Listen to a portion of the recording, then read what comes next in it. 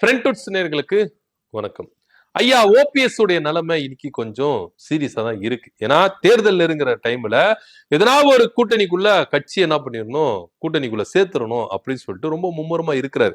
தை பிறந்தால் வழி பிறக்கும் அப்படின்னு இவர் என்னென்னமோ டைலாக் விட்டு பார்த்தாரு.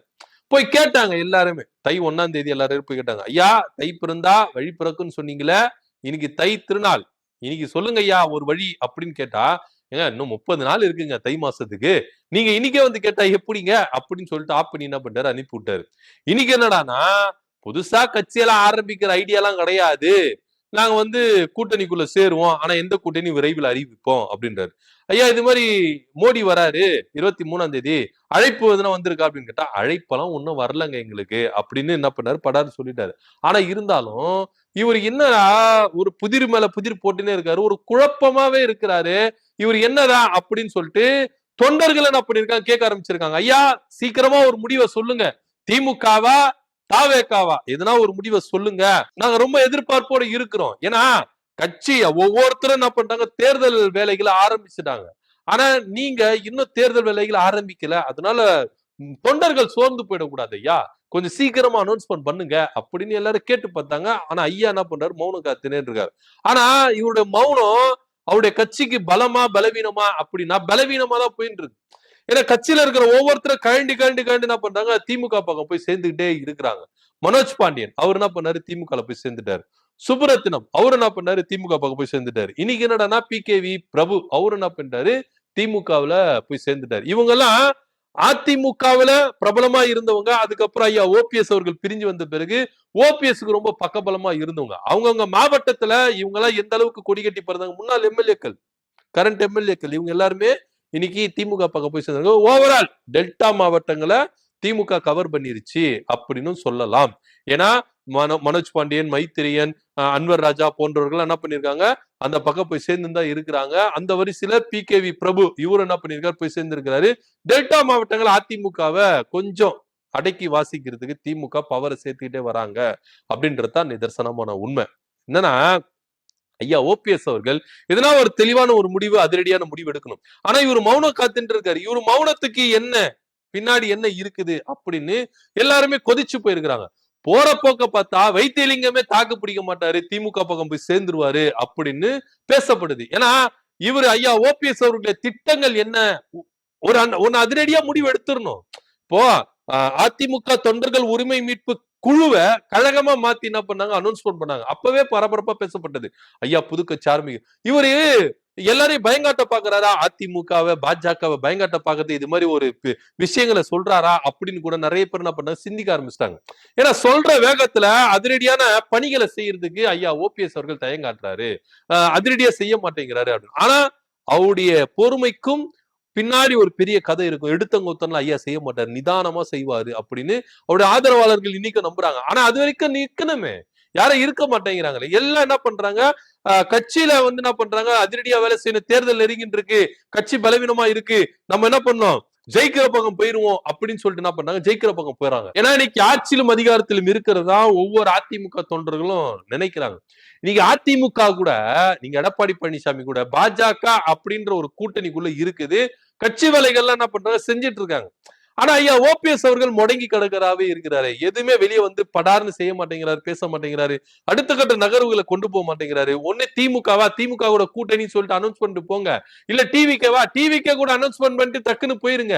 எதுவுமே இல்லாம அமைதியாவே இருக்கிறோம். காலம் கணிஞ்சு வரட்டும், தை பிறந்தால் வழி பிறக்கும், இந்த மாதிரியே சொல்லிக்கிட்டு இருக்கீங்க, தொண்டர்கள்லாம் ரொம்ப சோர்வா இருக்கிறாங்க அப்படின்னு நிறைய பேர் சொல்றாங்க. ஆனா ஒரு சிலர் என்ன சொல்றாங்க, மோடி வராருல 23ஆம் தேதி அன்னைக்கு டிடிவி தினகரன், ஓபிஎஸ் இவங்க எல்லாருமே ஒன்று கூடி என்டிஏ கூட்டணியில தான் இருக்கிறோம் அப்படின்னு சொல்லிட்டு அனௌன்ஸ் பண்ண போறாங்கப்பா. அதுக்காக தான் ஐயா ஓபிஎஸ் அவர்கள் அப்படி இருக்கிறாரு. ஏன்னா 23ஆம் தேதி வரைக்கும் டைம் இருக்கு. 23ஆம் தேதி ஒருவேளை மோடி ஐயா வந்துட்டு போயிட்ட பிறகு இங்க செல்ஃப் எடுக்கல அப்படின்னா அதிரடியா அனௌன்ஸ்மெண்ட் பண்ணுவாரு, அது வரைக்கும் வெயிட் பண்ணுங்க, இன்னும் கொஞ்சம் ஒரு 2-3 நாள் தான் இருக்குது, வெயிட் பண்ணுங்களேன் அப்படின்னு சொல்லிட்டு நிறைய பேர் என்ன பண்றாங்க, ஓபிஎஸ் தரப்புல இருந்து ஒரு சிலர் என்ன பண்றாங்க, தகவல் சொல்றாங்க. ஆனா என்னதான் இருந்தாலும் அதெல்லாம் முடியாதுங்க, என்டிஏ கூட்டணியே வேண்டாம் அப்படின்னு சொல்லிட்டு தான் வெளியே வந்தாரு, பாஜகவே வேண்டாம்னு சொல்லிட்டு தான் வெளியே வந்தாரு. இபிஎஸ் பேர் சொல்றதுக்கு வெக்கமா இருக்கு அவரு பண்றது சரியில்லை அப்படின்னு சொல்லிட்டு வந்தாரு. இப்ப திரும்பவும் எப்படிங்க அவங்க கூட போய் கூட்டணி வைப்பாங்க? எப்படிங்க அவங்க கூட போய் வேலை செய்வாங்க? இதுல இபிஎஸ் நமக்கு ஆதரவா வேலை செய்வாரா அப்படின்னு ஒரு கேள்வி இருக்கு. நம்ம எல்லாம் அவங்களுக்கு ஆதரவா வேலை செய்யலாம், ஆனா அவங்க நமக்கு எதிராக தான் வேலை செய்வாங்க. உள்குத்து வேலை எல்லாம் நிறைய நடக்குங்க. அதனால அதிமுக கூட்டணியே வேண்டாம், இபிஎஸ் இருக்கிற அணியில இருக்கவே வேண்டாம் அப்படின்னு முடிவு பண்ணிதான் ஐயா ஓபிஎஸ் அவர்கள் அந்த மாவட்ட செயலாளர்கள் ஆலோசனை கூட்டத்துல பொதுவா படார்னு சொன்னாரு. இபிஎஸ் எங்கெல்லாம் இருக்கிறாரோ அந்த இடத்து பக்கமே போக மாட்டேன். அது பாஜகவா இருந்தாலும் சரி, யாராக இருந்தாலும் சரி, இபிஎஸ் எந்த கூட்டணியில இருக்கிறாரோ அந்த கட்சி கூட கூட்டணிக்குள்ள நான் போகவே மாட்டேன் அப்படின்னு தெள்ள தெளிவா சொல்லிட்ட பிறகு திரும்பவும் பாஜக கூட கூட்டணிக்குள்ள போவாரா அப்படின்னு பல பேர் பேசிக்கிறாங்க. ஆனா போவாரு. பாஜக ஆட்டி படைக்கிற இடத்துல ஐயா ஓபிஎஸ் அவர்கள் இருந்தா போவாரு. ஏன்னா அதிமுக இருக்கிறவங்க எல்லாருடைய குடும்பியும் பாஜக கிட்ட இருக்கு. அதனால பாஜக என்ன சொல்லுது அதை இவங்க செஞ்சாகணும். டிடிவி தினகரனா இருக்கட்டும், சசிகலாவா இருக்கட்டும், ஓபிஎஸ் இருக்கட்டும், இபிஎஸ் இருக்கட்டும், யாராக இருந்தாலும் பாஜக என்ன முடிவு பண்ணுதோ, ஐயா அமித்ஷா அவர்கள் என்ன முடிவு பண்றாரோ அததான் இவங்க எல்லாம் செய்வாங்களே கண்டி இவங்களுக்கு மீறி அவங்க செய்ய மாட்டாங்க அப்படின்றதுதான் நிதர்சனமான உண்மை. ஒரு குழப்பத்தை ஏற்படுத்தலாம், கூட்டணி உருவாகிறதுக்குள்ள ஒரு குழப்பத்தை ஏற்படுத்தலாம், வேல்யூவை அதிகரித்துக் கொள்ளலாம். நாங்க இந்த கட்சியில இருந்து இப்படி போறாங்க அப்படின்னு சொல்லிட்டு சீட்டு வேல்யூகள் அதிகரிக்கிறதுக்கு இந்த மாதிரி ஒரு மாயாஜான வேலைகள்லாம் காட்டலாம். ஆனா என்னதான் இருந்தாலும் என்டிஏ கூட்டணி விட்டு இவங்களெல்லாம் பிரிக்க முடியாது, நகையும் சதையும் போல அப்படின்ற ஒரு கான்செப்ட்ல தான் டிடிவி தினகரனும் ஐயா ஓபிஎஸ் அவர்களும் இருக்கிறாங்க அப்படின்றது நிதர்சனம் உண்மை. இனி டிடிவி தினகரன் கூட என்ன சொல்லிட்டாரு, எந்த கட்சி கூட நாங்க கூட்டணி வைக்கிறோம், உரியவர்கள் அறிவிப்பாங்கப்பா, நான் அறிவிக்க மாட்டேன் அப்படின்னு சொல்லியிருந்தாரு. இதுக்கு முன்னாடி என்ன சொல்லியிருந்தாரு, கூடிய விரைவில் அறிவிக்கிறேன், தை பிறந்தால் வழி பிறக்கும், டிசம்பர் மாசமே சொல்றேன்னு சொல்லிட்டாரு. டிசம்பர் மாசம் சொன்னா ஏங்க வெயிட் பண்ணுங்க, பொங்கல்லாம் வருது, தை வருது, அந்த நாள்ல சொல்றேன் அப்படின்னாரு. அதுக்கப்புறம் சொன்னாரு அம்மாவின் பிறந்த நாள்ல நான் சொல்றேன் பிப்ரவரி மாசம் அப்படின்னாரு. ஆனா இன்னைக்கு என்ன சொல்றாரு, உரியவர்கள் அறிவிப்பாங்க. உரியவர்கள் அறிவிப்பாங்கன்னா யார் அறிவிப்பா? கூட்டணியில இருக்கிறவங்க யாரு? கூட்டணி தலைமையில இருக்கிறவங்க யாரு? ஐயா மோடி அறிவிப்பாரா?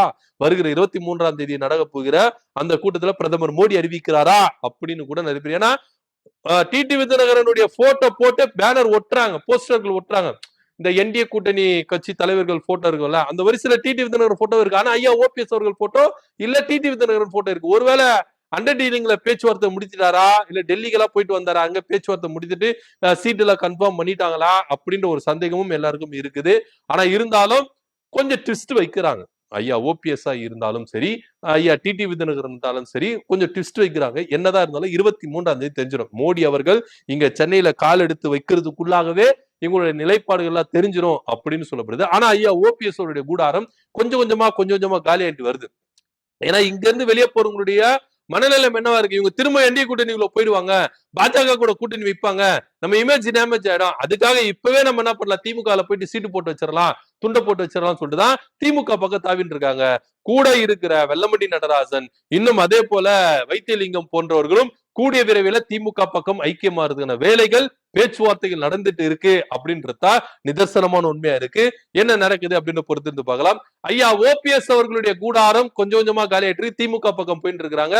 ஓபிஎஸ் அவர்கள் திமுக பக்கம் போக போறாரா, தாவேகா பக்கம் போக போறாரா என்ற குழப்பத்தில் சூழ்நிலையில் இருக்கும் பொழுது ஓபிஎஸ் உடைய ஆதரவாளர்கள் எல்லாருமே திமுக பக்கம் போயிட்டு இருக்காங்க. இதை பத்தியோட கருத்து என்ன அப்படின்னு கீழே கமெண்ட் பண்ணுங்க. நன்றி, வணக்கம்.